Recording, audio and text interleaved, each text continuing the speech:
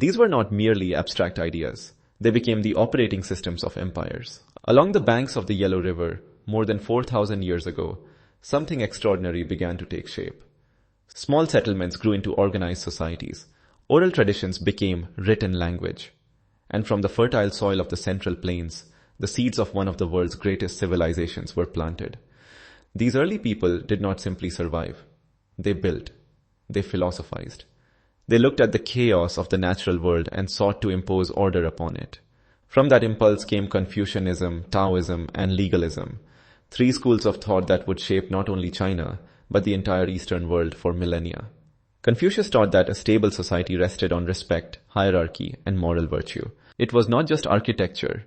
It was a statement of absolute power. Under Han rule, the Silk Road opened, connecting China to Central Asia, the Middle East, and eventually Rome.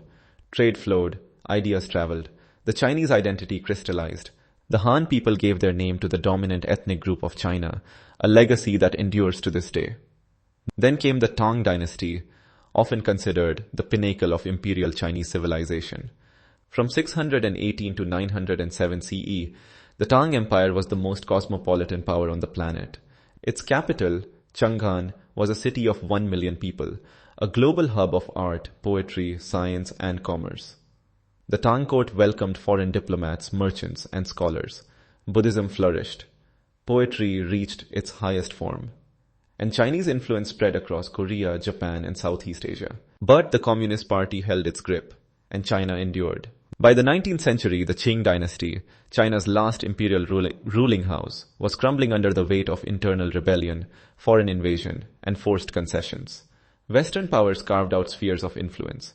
Opium flooded Chinese cities. The humiliation was deep and generational. In 1912, the last emperor abdicated, and 2,000 years of imperial rule came to an end. What followed was decades of chaos, warlordism, Japanese invasion, and civil war. From that turbulence, a new force emerged. Mao Zedong and the Chinese Communist Party marched through hardship and sacrifice. Then came the pivot that changed everything. In 1978, Deng Xiaoping launched a program of economic reform that would rewrite the rules of the modern world.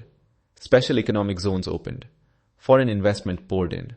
Hundreds of millions of people were lifted out of poverty in a single generation, the fastest economic transformation in human history. Skyscrapers replaced rice paddies. Bullet trains connected ancient cities. Chinese technology companies became global giants. Today, China stands as the world's second largest economy, a permanent member of the United Nations Security Council, and a civilization projecting power across every continent through infrastructure, trade, and diplomacy. The story of China is not a story of luck. It is a story of discipline, patience, and an unshakable belief in long-term vision. From the Yellow River to the skyline of Shanghai, from Confucius to quantum computing, China does not simply participate in history, it shapes it.